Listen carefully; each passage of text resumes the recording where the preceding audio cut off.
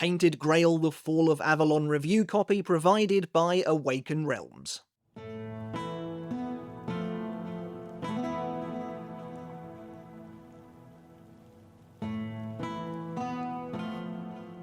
Tainted Grail: The Fall of Avalon is undeniably impressive. Over the course of my time with this expansive, endearing RPG so far, I've hunted down bandits, evaded spectral knights, betrayed the trust of an entire settlement, pledged my allegiance to more than one peculiar master, got a drunk thrown in the stocks, and cooked one hell of a roast. Despite wearing its inspirations as an Elder Scrolls or Scrolls-like clearly on its sleeve, Tainted Grail: The Fall of Avalon is also trying to carve out a name for itself in a genre dominated by giants, and its grimdark take on Arthurian legend is ambitious. But did the team at Questline, a small studio of around 50 developers, bite off more than they could chew with this massive project? Today we'll be putting Tainted Grail: The Fall of Avalon under the spotlight to see what the game has to offer before rendering a final verdict, so let's take a look. If you enjoyed today's review, consider supporting the channel by hitting subscribe down below. It is quick and easy to do, and it really does make the world of difference, so thank you all so very much. Tainted Grail: The Fall of Avalon is a single-player, first-person RPG brought to you by Polish developer Questline and published by Awaken Realms. Set in a despairingly bleak take on the world of Arthurian legend and folklore, Tainted Grail is a sprawling adventure that sees you attempting to resurrect the fallen god King Arthur himself to either fight back against the multiple converging forces that threaten to annihilate the Kingdom of Avalon for good, or destroy the would-be tyrant. In this game, your choices have far-reaching consequences, and the fate of the kingdom hangs in the balance. Tainted Grail: The Fall of Avalon's inspirations are clear. This is very much a Scrolls-like at its core, an RPG built for first-person play, though fully playable in third-person, with a gigantic open world to explore, hundreds of quests to complete, numerous factions to engage with, and yes, slightly janky combat. So what did I think of my time with the game overall? Well, Tainted Grail is impressive. That's definitely my main takeaway. Were it not for several performance issues, and I played the game on PS5 Pro for clarity, and a general lack of polish here and there, you would be hard-pressed, I think, to know that this was being made by such a small team. But their drive and ambition really do shine through here.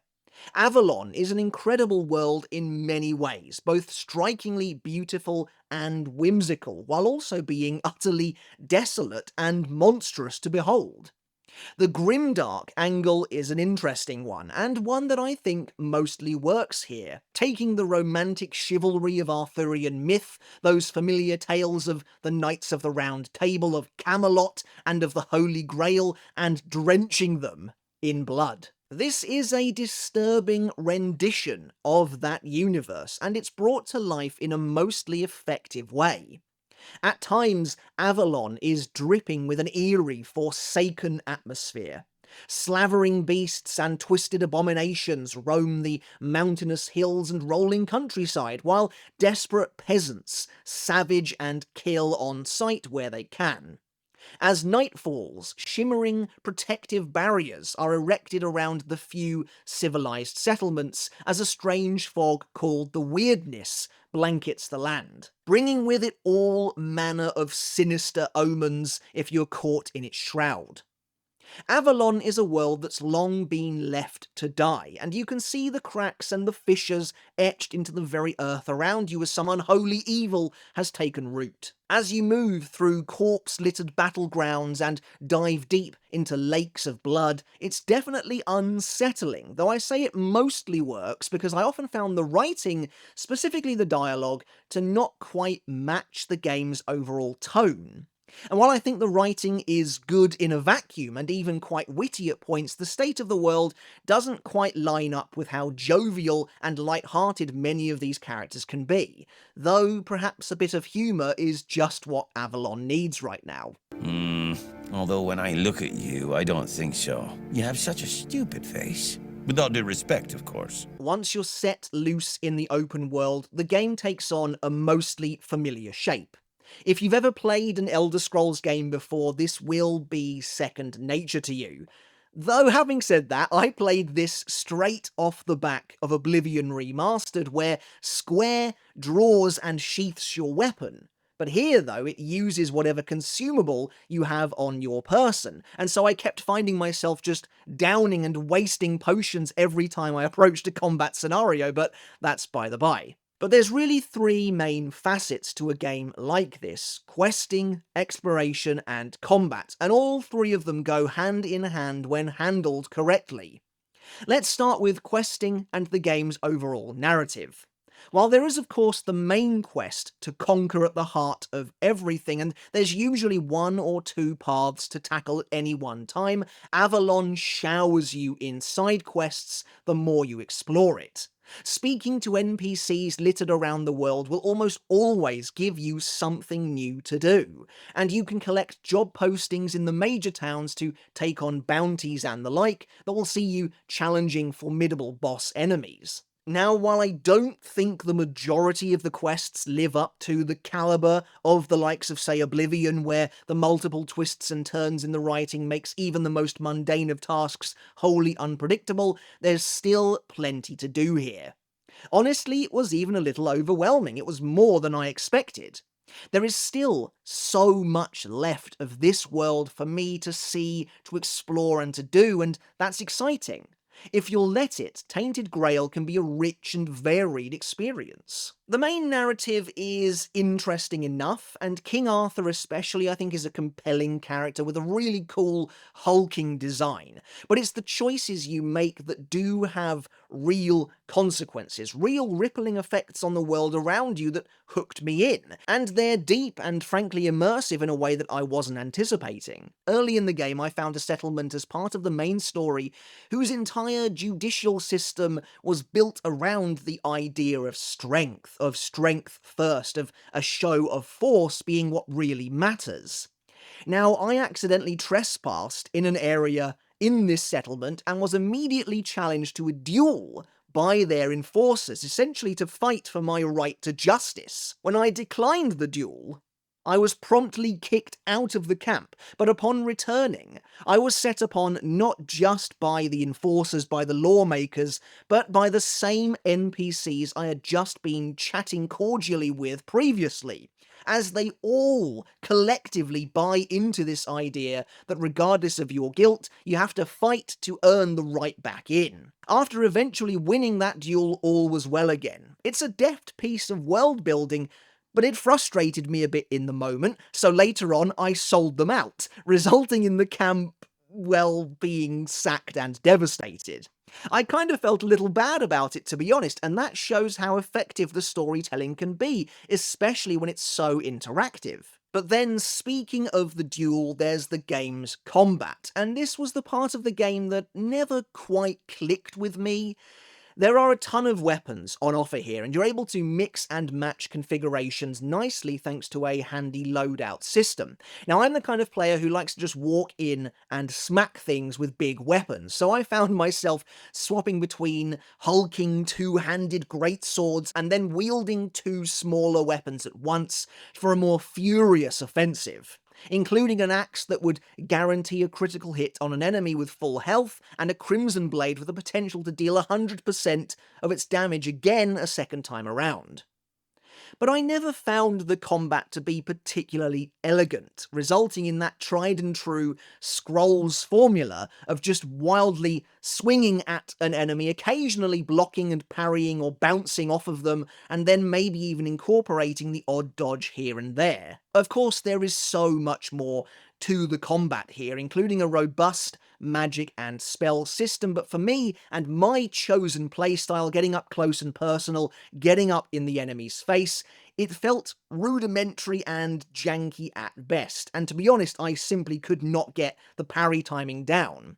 It didn't help either that the game's difficulty kind of felt a little all over the place. Now, there are numerous different difficulty settings available, including a survivor mode, where saving your game is only permitted at either bonfires or I think when you rest in a bed. I can't remember exactly, I tried them all, specifically spending most of my time with the difficulties on the lower end of the scale, Adventurer, Explorer, and the prioritized story difficulty, where combat is totally trivialized by design. Most regular enemies go down in a single hit, especially if playing the way I was playing using heavy weapons and heavy attacks. To be honest, the prioritize story difficulty and explorer difficulty didn't feel all that different to me, and Adventurer wasn't too bad either. It was kind of a nice middle ground, but I found combat difficulties spiked a lot during boss encounters, where stamina suddenly comes into play in a big way, and it's not uncommon to find yourself knocked down and quickly finished off before really getting the chance to react. So I kind of found myself in this in-between situation on Adventurer difficulty where engaging with kind of regular mobs outside in the open world really wasn't that bad, but when you come up against a named boss, for example, suddenly it ratchets up in what felt like a pretty crazy way. So at least where melee combat is concerned, it doesn't feel like the game quite has the complex systems for how reactive and engaging it wants you to be. But also, maybe that's just me. The game's execution system is pretty satisfying, mind you, and I do want to try spellcasting on another playthrough and see what avenues it opens up, because I'm expecting it to be pretty exhaustive. Now, while I'm trying to keep this review as spoiler-free as possible, the game does a few things notably well, things that help the world feel more connected and alive, while also improving the general quality of life of play, that I wanted to highlight in particular. For example, fast travel is unlocked via waypoints that activate upon approach, and while the game has a more than serviceable map, actually a map that's quite detailed, well drawn, and helpful, that reminded me a little of probably the best map I've still seen in a video game, Elden Ring's map, these waypoints unleash a towering column of pale blue light into the sky, and it's an effect that's visible from across the map, meaning you can use these pillars of energy as guiding lights, as beacons, if you want a more natural, organic exploration experience. It's a great and really tangible effect that both highlights how much you've explored and how you can navigate the world in that more realistic way, rather than just teleporting between fast travel points if that's how you want to approach it. The actual game world itself too is full of great little secrets, and is surprisingly deep and packed with things to see and do. For example, at one point I was exploring a nearby settlement that had been overrun by bandits. After dealing with the majority of these outlaws, I ventured into a nearby windmill to see if there was anything left worth taking, only to be set upon by another enemy who emerged seemingly from nowhere. I had no idea they were there, and who turned out to be a boss with a bounty on their head. It was a great moment, and it occurred naturally out in the world. And when you're out and about in the kingdom of Avalon, there's plenty of examples of great character writing too, writing that takes notes and inspiration from Celtic and Old English folklore. After descending deep into a crypt while on a side quest, I found a hidden level to that tomb that brought me face to face with an evil spirit, who was slowly dying due to no one believing in her anymore. And there are a bunch of touchstone moments like this, including an entire faction at one point in the game that I think I stumbled upon by accident, maybe, around who there was quite a lot of buzz. Now, on a mechanical level, the game plays very similarly to something like Elder Scrolls, but behind the scenes there are some bits and pieces that help to set it apart. When it comes to leveling, rather than choosing a select class from the get-go, you instead assign points to particular attributes like strength, endurance, dexterity, perception, and the like, and then, going another step further, there is a deep skill tree system too that branches off of these individual attributes, which I actually enjoyed quite a lot, as it felt like it offered meaningful upgrades. That being said, when the game begins, you do get the opportunity to kind of dictate what path your character might take, at least initially. For example, as someone who wanted to play a heavy-hitting melee character, I made it so my guy, Brannick Lawso, was supposedly on his way to enlist in the army as an infantryman before being captured and thrown in a cell. And yes, in true Elder Scrolls Scrolls-like fashion, the game opens on you in prison. Before we start to wrap this up, there are a couple of other neat mechanics that I liked quite a lot. When the time comes to level up, you have to manually set a bonfire, which just means holding a button to place it down. But I liked that. It was another aspect that helped immerse me. It helped make the world feel that bit more tangible. And then you can use that bonfire as an actual camp, a place of refuge, where you can cook or rest to move ahead the time of day. But again, if you're caught out and about in the midst of the weirdness when the fog descends at night, things can get pretty hairy, and your camp doesn't actually offer any real protection, which adds an element of genuine danger to things. Picking up specific tools allows you to interact with the world in different ways too, such as using a shovel to dig and unearth treasures, an axe to chop wood, fishing, scouting, and of course, lockpicking. The minigame here being frankly a lot less obtuse than the one in Oblivion. One particular quality of life improvement I enjoyed was the way your character automatically checks to see what defeated enemies were carrying or what's in crates and boxes and the like. It's a small thing, but simply pointing your camera, aiming your character at a corpse to see what they have on them, rather than having to click into them, sounds like a small thing, but it really improved the flow of the game for me, eliminating a bunch of stopping and starting. The same goes for there being a recent tab in the bag. It was a great little touch that made rifling back and seeing what you acquired much smoother. So look, there's a lot to love here about Tainted Grail: The Fall of Avalon. It's a big, bustling game. The final point I want to touch on is the game's visuals, art direction, and overall presentation, including performance, because this is perhaps where the game felt the most like a mixed bag. Like I said earlier, I enjoy the grim dark angle a lot, and the presentation really sells it. From sinister blood-red skies hanging above gothic castles to gigantic swords from ancient wars still buried deep in the earth, it's effective. That being said, at least on PS5 Pro, the game's actual visuals varied wildly. The game is at least currently fixed to quality mode, which outputs at 1920 by 1080, and it seems to run at an uncapped 60 frames per second, though I'm not entirely sure, but the team is actively working on enabling 4K output in time for launch. Outside, with the incredible vistas sprawled out in front of you, the game can be a real looker, with the sun breaking through trees, or cresting over a castle's battlements on high, or the golden glitter of a settlement's protective runes as they dance in the night sky. Interiors, I found, don't fare quite as well, however, with some flat lighting throughout and some unfortunately low detail textures, especially when viewed up close. Even more concerning, though, are some of the myriad performance issues that I ran into during my time with the game. The game hard crashed on me a total of 5 times during my playthrough, closing the game and sending me back to the dashboard, and just completely froze up during combat at one point. Perhaps the most irritating issue I came across were the broken quest markers.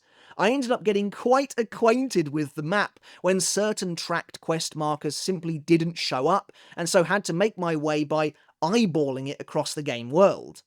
Or maybe that was the intention from the get-go. And while the game is fully voiced, and I was told that the voice work wasn't quite completed yet, the subtitles often don't match exactly what's being said on screen either, but I mean, that's more of a nitpick. And to their credit, the developers were absolutely receptive to feedback. I encountered a potentially game-breaking bug at one point, where the game's main quest wouldn't progress beyond a blank black screen, but it was addressed in a patch. And they've been pushing patches right up until the end here, with perhaps the most impressive one saved for last. You see, despite enjoying the game a lot, I was at a bit of a crossroads until last night.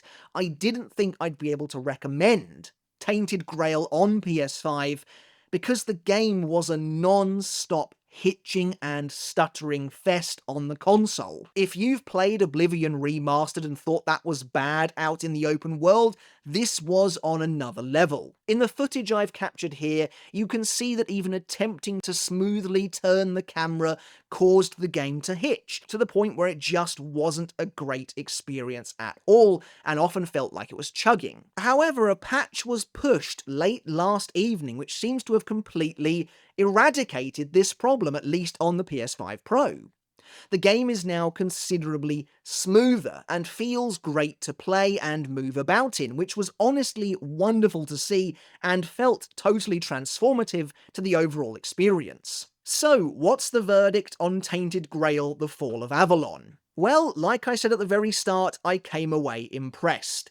It was a somewhat bumpy ride, but the game and the team's ambition often shines through, and it's easy to forget that it's being made by a relatively small team who are definitely looking to make their mark on this genre. Tainted Grail: The Fall of Avalon has been in early access on Steam for about 2 years, and will be releasing at its current price of about £38, which honestly feels more than appropriate for a game of this scope.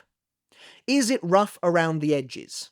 Yes. It definitely could do with a bit more polish, and the more serious issues such as the crashes will hopefully be fixed, and the game tightened up across the board. But this feels like a passion project by a more than dedicated team of creators, and I look forward to diving back into Avalon in the near future.